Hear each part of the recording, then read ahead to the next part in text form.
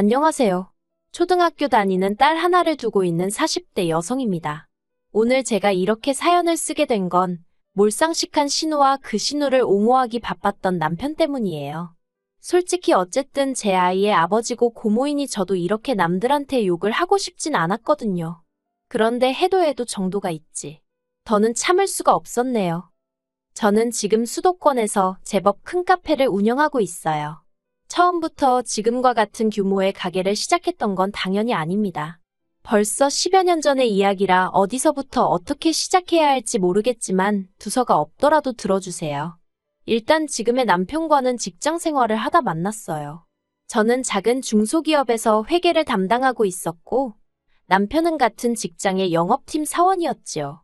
그리고 특별한 계기가 있었던 건 아닌데 직원 수도 적고 그나마 남편이랑 저랑 나이대가 비슷하다 보니 오며 가며 종종 대화를 나누다가 자연스레 연인 사이로 발전했달까요. 이후로 2년 정도 사귀다가 남편의 적극적인 프로포즈로 결혼을 약속했고요.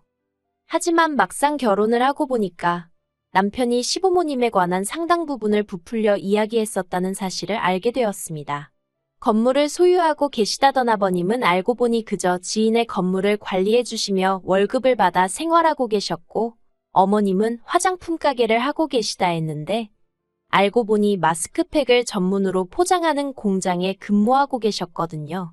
이러한 사실을 알게 되었을 때 제가 아무리 시댁 재산을 탐내서 했던 결혼은 아니었지만 그래도 배신감이 상당했습니다. 사기 결혼이라는 생각까지 들었고요. 하지만 남편이 먼저 선수치듯 저더러 속물이었냐면서 오히려 자기가 속았다는 소리를 하질 않나. 그러더니 또 한다는 말이 자기가 저를 얼마나 사랑했으면 그랬겠냐며 놓치기 싫었다는 헛소리도 해대더라고요. 그리고 슬프게도 지금이야 핑계가 어떻건 간에 다 부질없는 변명인 걸 알지만 그때는 남편의 말을 들으며 오죽 내가 좋았으면 그랬을까 그런 생각을 하게 되었지요. 그래서 결국 유야무야 넘어가게 되었어요. 마음 한켠에선 내 친정이라고 크게 별 볼 일 있는 것도 아닌데 하는 생각도 있었거든요. 이후로 결혼한 지 1년도 채 되지 않아서 저는 임신을 했습니다. 정말 이루 말할 수 없을 만큼 기뻤지만 이내 현실적인 문제들을 마주할 수밖에 없었지요. 일단 결혼 당시 남편도 저도 있는 돈 없는 돈 모조리 끌어다가 간신히 방둑한 그나마도 한 칸은 거실이나 다름없는 빌라에서 살림을 시작했거든요. 그런데 그곳에서 아이까지 키우며 살아야 한다니 한숨이 절로 나오대요. 게다가 어머님 아버님은 대번에 당신들한테 아무것도 기대하지 말라며 애는 못 봐준다 못을 박으셨습니다. 그리고 저는 친정어머니가 안 계셨고요. 그래서 어쩔 수 없이 퇴사를 하고 소위 독박 육아를 시작했네요. 그런데 아이가 4살이 되던 해 또 다시 문제가 생겼습니다. 남편이 회사를 관뒀거든요. 사실 제가 회사를 다닐 때도 남편은 회사 내에서 영업을 못하는 영업사원으로 유명했어요.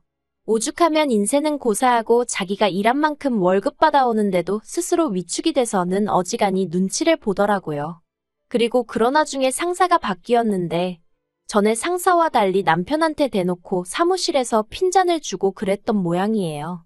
남편이 저더러 너무 괴롭다며 회사만 가면 숨이 막힌다고 난리였습니다. 지금 생각해보면 그게 공황장애였지 않았을까 싶어요. 아무튼 그래서 남편이 회사를 관뒀는데 힘들다는 사람한테 안 된다고 버티라고 할 수도 없었으니까 그냥 어쩔 수 없는 상황이었네요. 그래도 다행히 남편은 그렇게 무너지는 대신 바로 다른 길을 찾아 나서더라고요. 그리고 그렇게 찾은 곳은 남편의 지인이 운영하는 핸드폰 가게였습니다. 아무리 영업에 재능이 없어서 회사를 나오긴 했지만 평생 가져본 직업 또한 영업이었다 보니 다른 길은 시도는커녕 엄두도 안 내는 눈치였거든요. 솔직히 그런 남편의 모습이 안쓰럽기도 하고 한편으로는 답답하기도 하고 그런데 어머님 아버님이 저더러 하시는 말씀이 직장 관두고 술 먹고 폐인되는 사람들도 많다면서 저렇게 버텨주는 것만 해도 어디냐고 감사하게 생각하랍니다. 그리고는 덧붙이시기를 다른 집 여자들은 애 키우면서 돈도 벌어오고 하는데 외벌이하느라 당신 아들은 죽어난다고 저에게 눈치까지 주셨지요. 차라리 저한테 지나가는 말이라도 너 참 속상하겠다 한마디 해주셨으면 저도 오히려 죄송하고 감사하게 생각했을 텐데 말이에요. 그래도 다행이라고 해야 할지 그 무렵 친정언니가 카페를 하고 있었거든요. 친정언니는 저에게는 어떻게 보면 돌아가신 친정엄마를 대신하는 존재나 다름이 없었어요. 때로는 저희 가장 친한 친구이기도 했고요. 그래서 속상하고 답답한 일이 있으면 친정언니한테 달려가 하소연도 하고 그랬지요. 그리고 이번에도 남편도 그렇고 어머님 때문에 답답한 마음을 털어놓았습니다. 그랬더니 친정언니가 이제 애도 좀 크고 했으니까 애는 어린이집에 보내고 그 시간 동안 자기 카페에 나와서 아르바이트라도 하랍니다. 그렇게 제 용돈이라도 벌면 숨통이 트이지 않겠냐고요. 마침 언니가 하는 카페는 저희 집에서 멀지도 않았고 그러니 더욱이 거절할 이유가 없었어요. 그래서 바로 이튿날부터 출근을 시작했습니다. 그리고 모처럼 사람들 틈에 뒤섞여 저도 일이라는 걸 아니 몸은 고단한데 정신은 오히려 깨어나는 듯했고 기분도 상쾌하더라고요. 그리고 친정언니의 권유로 저는 틈틈이 빵을 만드는 법도 배우기 시작했어요. 2년쯤 지났을 무렵에는 자신감도 생겨서 제가 만든 빵이라던가 케이크 등을 사진 찍어 인터넷에 종종 올리기도 했는데 그때마다 반응이 나쁘지가 않대요. 게다가 인생은 타이밍이라더니 친정언니가 형부 따라 3시간 먼 곳에 지방으로 이사를 해야 하는 상황이 되었어요. 언니는 이제 완전히 자리 잡은 가게를 남에게 넘기기는 너무 아깝다면서 저더러 맡아달라 했습니다. 자매끼리 무슨 권리금이냐면서 그냥 자기가 하듯이 열심히 해서 월세나 밀리지 말라고요. 그래도 언니가 그동안 한 고생이 있는데 싶어서 은행 대출 받아서 원래 보증금에 얼마 더 보태줬는데 남편이 이걸 알고 아주 생난리를 치더라고요. 저더러 무슨 네가 재벌집 사모님인 줄 아냐? 누가 누굴 걱정한다는 거냐? 준다는 것도 거저 못 받냐? 솔직히 저는 저대로 기술을 익히고 보람찬 하루하루를 보냈던 반면 남편은 그렇지 못했던 것 같아요. 핸드폰 가게도 결국은 영업인데 그걸 잘 못하니 아무리 아는 사람이라곤 해도 결국 주인과 종업원이니까 남편에게 싫은 소리를 몇 번 했던 모양입니다. 그런데 남편은 또 관두면 어딜 가야 할지 모르겠다며 차마 관두지도 못하고 거길 꾸역꾸역 다니더라고요. 물론 저야 몇 번이나 남편에게 뭐가 됐든 기술을 배워보라고 설득도 해보고 화도 내봤지만 소용이 없었네요. 그리고 그런 시간들이 남편의 성격도 많이 바꾸어 놓았어요. 그래도 저는 긍정적이고 낙천적이고 주변 사람들도 챙기고 그랬는데 언젠가부터 부정적이고 자격지심에 한마디로 쫌생이가 되었더라니까요. 그리고 그 일을 계기로 남편과 제 사이는 이전보다 훨씬 멀어지게 되었습니다. 제가 가게의 규모를 키워갈수록 어쩐 일인지 저를 향한 남편의 불만 또한 하늘 높은 줄 모르고 치솟는 눈치였지요. 그럴 거면 내 돈을 쓰지나 말지. 언젠가부턴 생활비도 주다 안 주다 그러대요. 그래도 애 때문에 참고 살았습니다. 부모님 2분 중 1분만 계신 게 얼마나 큰 슬픔인지 누구보다 제 자신이 잘 알고 있었기에 애한테는 절대로 그 슬픔을 되물림하고 싶지 않았으니까요. 하지만 저도 사람인지라 정말이지 하루하루가 고역이었고 애만 아니면 차라리 가게에서 먹고 자는 게 속 편하겠다 싶었지요. 그렇게 부부지만 남보다도 못한 사이로 여기까지 왔네요. 그런데 그러나 중에 정말 생각지도 못한 이유로 남편과 이혼을 결심하게 되었습니다. 짧다면 짧고 길다면 길었던 시간 동안 남편과 이런저런 일을 겪으면서도 이혼만큼은 생각하지 않았는데 그런 어이없는 이유로 이렇게 될 줄은 정말로 몰랐네요. 발단은 신우였습니다. 남편과 사이가 안 좋아진 이후로 신우는 자기 말로는 저를 생각해서 그랬다지만 툭하면 연락해서 그래도 여자가 참아줘야 하지 않겠냐? 애를 봐서라도 네가 한 번 쪄줘라. 그런 소리를 해대기 일쑤였지요. 하지만 솔직히 매번 너무 듣기 싫었고 마음 같아선 형님이나 그러고 살라고 쏘아붙이고 싶었는데 그나마 신우네랑 저희 집이랑 거리가 멀었거든요. 자주 안 보니까 그걸 위안 삼아서 대충 내내 하고 말았어요. 그런데 그 신우가 저희 집 근처로 이사를 왔습니다. 그리고 그게 화근이었어요. 이사 오고 얼마 지나지 않아서부터 신우는 걸핏하면 애 학교 가고 나면 자기가 할 일이 없다면서 저에게 자기를 아르바이트로 써달라고 부탁 아닌 부탁을 해오기 시작했습니다. 그리고 저 또한 신우의 그 답답한 마음을 모르는 바가 아니었기 때문에 마음 같아선 안 된다고 딱 잘라 말하고 싶었지만 차마 거절하기가 어렵더라고요. 그래서 하루에 4시간씩도 괜찮냐 하니까 흔쾌히 좋다 하길래 그러면 나오라 했어요. 그런데 문제는 신우가 막상 출근해서는 뭘 배우려는 의지도 없고 말 그대로 시간만 때우다 가려는 게 눈에 보였다는 거예요. 그리고 제 입장에선 어쨌든 제 사업장인데 그런 신우의 태도가 탐탁치 않았지요. 하지만 저를 더 화나게 한 건 신우가 돈통에 손을 대더라고요. 처음엔 눈치채지 못했습니다. 솔직히 말하면 제가 사장이긴 했어도 새벽부터 나가서 빵 굽고 장사하고 마감까지 하다 보니 정산을 못하는 날들이 많았거든요. 그리고 신우가 일을 시작하고 얼마 지나지 않아 돈이 1, 2만 원 비는 적이 몇 번 있었는데 그때도 그냥 내가 뭘 빼먹었나 보다 생각했지. 설마 신우고 다른 아르바이트생이고 가게 돈통에 손을 댈 거라곤 상상도 못했지요. 그런데 그 사실을 알게 된 건 아르바이트생 중 한 명이 관두면서 저에게 귀뜸을 해주더라고요. 사장님 가족이라서 자기가 말할까 말까 몇 번이나 망설였는데 그래도 알아야 할 것 같다면서 그리고는 자기 나름대로 증거라고 찾아놓은 것들을 저에게 건네주는데 정말 어이가 없었습니다. 밑장빼기라고 해야 하나 가끔 나이 많은 손님들은 카운터에서 계산 안 하시고 자리에서 계산해달라고 하시는 분들이 있거든요. 그럼 그분들 건 슬쩍 자기가 챙기기도 하고 빵 2개 팔고 하나 팔았다고 하곤 남은 돈 챙기고 가랑비에 옷 젖는 줄 모른다는 말처럼 1, 2만 원이라고 안일하게 넘겼던 제가 문제였습니다. 떠나는 아르바이트생이 건네준 자료만 치더라도 신우가 가져간 돈은 100만 원 가까이 되었거든요. 도저히 그냥 넘어갈 문제가 아니라고 생각했지만 그렇다고 남편이나 어머님 아버님이 알게 하고 싶지는 않았어요. 어쨌든 신우도 자기 나름대로 체면도 있고 자존심도 있을 테니 같은 여자이자 애 키우는 엄마로서 그건 지켜주고 싶었달까요. 그리고 혹시나 말 못할 사연이라도 있는 거면 차라리 내가 도와주자라는 생각도 했습니다.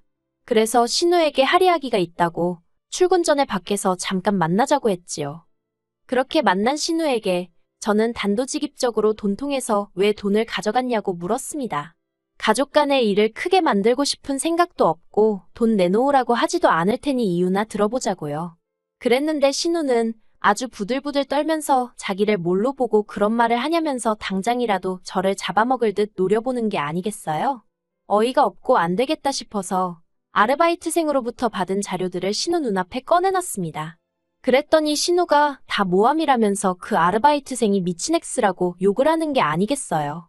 어찌나 완강히 부정을 하던지 저도 더는 추궁하지 못하고 일단 알겠다 했습니다. 그리고 저는 다른 직원들 누구에도 말하지 않고 카페 내 보안을 좀 더 강화했습니다. 물론 평소에 가게 일에 관심이 많고 성실하던 직원들은 금세 변화를 눈치챈 듯 했지만 아니나 다를까 매사 건성건성이던 신우는 아무것도 모르는 것 같더라고요. 그리고 덕분에 신우는 결국 꼬리가 잡혔습니다. 다른 아르바이트생과 교대하는 과정에서 5만 원짜리 2장을 주머니에 넣는 게 포착이 되었으니까요. 그리고 저는 이미 한 번 기회를 줬는데도 불구하고 적반하장으로 나오는 신우를 더는 봐주면 안 되겠다 싶어서 신우뿐만 아니라 어머님 아버님 그리고 남편에게까지 사실을 알렸어요. 그랬더니 당연히 집안은 난리가 났습니다. 신우는 저더러 자기 인생을 망쳐놨다는 헛소리를 해댔고 어머님 아버님의 막말도 보통이 아니었지요. 누구 하나 미안하다 하는 사람이 없었습니다. 게다가 남편이 하는 말은 가관도 아니었어요. 자기를 무시하는 것도 부족해서 자기 누나까지 깔아뭉개냐면서 저더러 네가 돈을 벌면 얼마나 번다고 유세냐고 재수 없답니다. 그리고 신우가 그러는데 어떻게 가족끼리 시급을 12,000원밖에 안 주냐면서 그래도 한 3만 원은 받아야 된다며 짜증을 냈다는 거예요. 어이가 없어서 신우가 뭘 할 줄 안다고 다른 아르바이트생들의 세배를 받아야 하냐 물었습니다. 그랬더니 자기 누나는 대학을 나왔다나요? 순간 제 귀를 의심했습니다. 제가 언제 신우더러 영어를 하라고 했나요? 중국어를 하라고 했나요? 제가 요구한 건 성실하고 착실하고 정직할 것 그거 3가지뿐이었습니다. 그런데 무슨 대학을 들먹이며 3만 원이 어쩌고 황당해서 그래서 돈통에 손댔다고 하더냐고 소리를 빽 질렀습니다. 그러니까 남편이 저더러 너가 안 챙겨주니 신우가 셀프로 챙겼나 보지 그러는데 와 남매둘이 돌아도 단단히 돌았구나 싶더라니까요. 제가 남편더러 그렇게 억지 쓰면 좋으냐고 그리고 그렇게 치사하고 더러우면 이혼하자 했습니다. 그러자 남편도 한다는 말이 기다리던 바라면서 대신 제가 일군 재산의 반을 내놓으랍니다. 결국 그게 목적이었나 그런 생각에 배신감이 들고 치가 떨리대요. 법대로 하자 했습니다. 대한민국 법이 그렇게 단순할 줄 아냐고 한번 죽기 살기로 다퉈보자고요. 그리고 당연히 생활비도 안 갖다 주고 그렇다고 무슨 전업주부 마냥 살림을 한 것도 아닌 남편한테 제가 일군 재산의 절반씩이나 갈 리가 없었지요. 오히려 결혼이 파탄나게 된 이유가 남편임이 드러나면서 오히려 상황은 남편에게 불리하게 돌아가기 시작했어요. 게다가 신우, 제가 경찰에 신고했습니다. 가족끼린 처벌 못한다는 헛소리를 하길래 하나 못하나 보라고 쏘아붙이곤 보란듯이 했지요, 뭐. 그랬더니 그제서야 이혼이고 뭐고 없던 일로 하자면서 알고 보니 신우가 심해부랑 사이가 안 좋아서 이런 일이 있던 게 알려지면 큰일이 난다나 어쩐다나요. 그래서 결국 합의 이혼으로 남편과 헤어졌고 처음 결혼할 때 어쨌든 남편이 해온 돈이 있었으니 그거 고려해서 4천만 원 내줬습니다. 솔직히 어쨌든 애 아빠이고 애는 자기 아빠한테 악감정이 있는 것도 아니니 어디 전세라도 구해서 살게는 해줘야겠더라고요. 그래서 이걸로 당신과 나는 끝이라고 아주 못 받고 공증까지 받아놨네요. 그리고 신우는 자기가 훔쳐간 돈 2배를 어디서 마련해와서는 제 앞에서 싹싹 빌더라고요. 그래서 신우가 몰래 훔쳐간 돈만 계산해서 받고 다신 제 눈앞에 띄지 말라고 했어요. 어차피 그쪽 남동생하고도 끝났으니까 더는 신경 거슬리게 하지 말라고요. 그리고 이 모든 과정에서 어머님 아버님은 저더러 독한 X, 못된 X는 기본이고 차마 입에 담을 수 없는 욕들도 서슴지 않고 저에게 퍼부으셨습니다. 두 분이 보시기엔 저 하나 때문에 당신 자식들이 고생하는 것처럼 보였던 모양이에요. 그래서 제가 이해하기로 했어요. 죽기 전에라도 부끄러운 줄 아시면 다행이고 못 아시면 그건 그거대로 불쌍한 인생이라고 생각하기로 한 거지요. 제가 이제 바라는 게 있다면 그저 우리 애가 자라서 엄마인 제가 왜 그런 선택을 내릴 수밖에 없었는지 이해해줬으면 하는 것입니다. 제 희생을 알아달라고는 하지 않을 테지만 적어도 저를 원망하지는 않았으면 좋겠네요. 참고 살았던 이유도 그리고 결단을 내린 이유도 모두 너를 위한 선택이었다는 걸 꼭 알아줬으면 해요.